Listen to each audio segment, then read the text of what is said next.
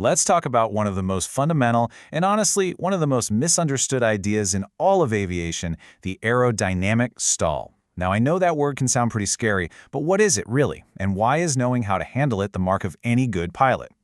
Okay, so the very first thing we have to do is just clear the air on something.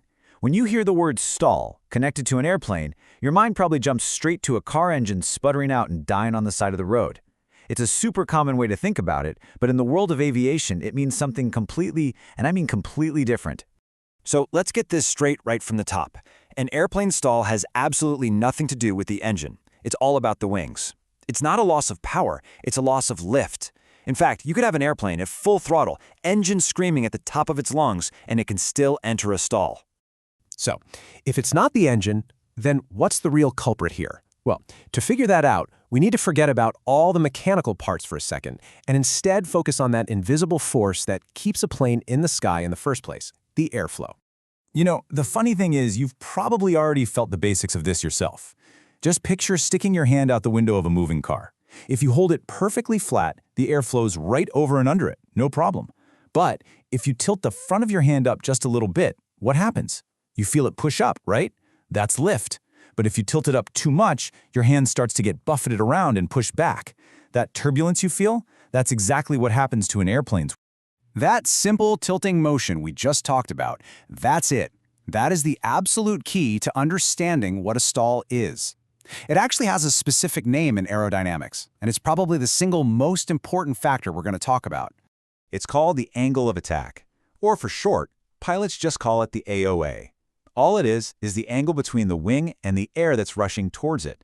So when a pilot pulls back on the controls, the plane's nose goes up, and that angle gets bigger. And a bigger angle of attack creates more lift. But, and this is a big but, there's a catch. And that catch, it has a number. For most airplanes, it's right around 15 degrees. This is called the critical angle of attack. If you push the wing past this angle, that smooth airflow we talked about suddenly breaks away from the top of the wing and becomes a turbulent mess. Lift just disappears, almost instantly, and that is a stall. So the obvious next question is, what kind of flying pushes a wing past that critical angle? It's not usually just one single thing. Let's dig into a few of the most common situations where a pilot might accidentally ask the wings to do more than they can handle. So a few things can trigger. The one most people think of is just flying too slowly.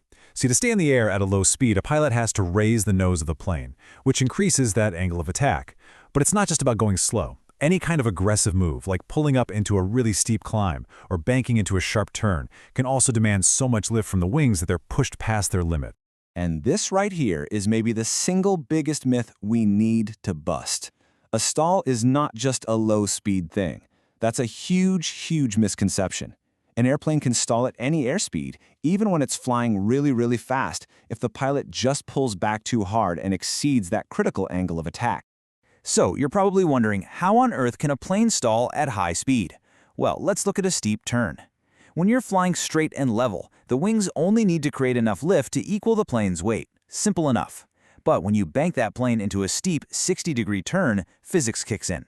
The wings now have to support not just the weight of the plane, but also the force of the turn itself. This is called load factor, and it basically makes the airplane feel twice as heavy. The pilot feels this as 2 Gs of force. Now, to generate all that extra lift to handle the turn, they have to pull back on the controls, which, you guessed it, increases the angle of attack. If they pull back too hard, they can exceed that critical angle and stall the plane even at a very high speed. We actually have a name for it, an accelerated stall. Okay, so a stall happens. Now what? Well, the good news is that getting out of a stall is a standard, practiced procedure that every single pilot knows by heart. The tricky part? It requires fighting a really powerful and very wrong human instinct. So let me ask you, what do you think the very first, most critical step is? The plane is losing altitude. What does your gut just scream at you to do? Pull up, right? Well, the correct action is the exact opposite of that instinct. Step 1. The absolute most important thing is to push the controls forward. It feels wrong, but it lowers the nose and reduces that angle of attack, letting the wings start flying again. Next, you level the wings to stop any rolling. Then, you apply full power to get your speed back. And only after all that, once the wing is happily flying again, can you gently pull back and climb away. And this right here is why training is just so important. Your survival instinct is yelling, pull up, the ground is down there. But pulling back on the controls is the worst thing you can do. It just deepens the stall. Pilots have to train over and over to make their bodies override that instinct with the correct procedure. So this all leads us to the final, and maybe most important point.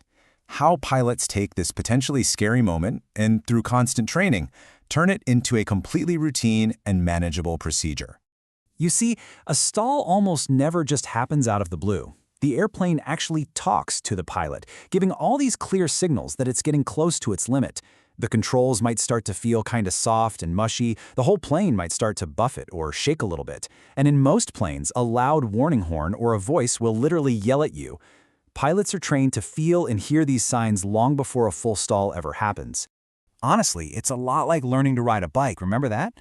At first, you're terrified of losing your balance, but you practice, and after a while, correcting your balance just becomes second nature. You don't even think about it. It's the exact same thing with stall recovery. Through repetition, pilots build the muscle memory to react the right way without even thinking, without any panic. And I want to be clear, this isn't just for student pilots flying little planes. Every single person who flies an airplane, whether it's a tiny two-seater Cessna or a massive Boeing 747, has practiced and mastered stall recognition and recovery. It is a core, universal skill in aviation. So, when you boil it all down, a stall isn't some catastrophic engine failure. It's just an aerodynamic event, and getting out of it is a trained, manageable skill.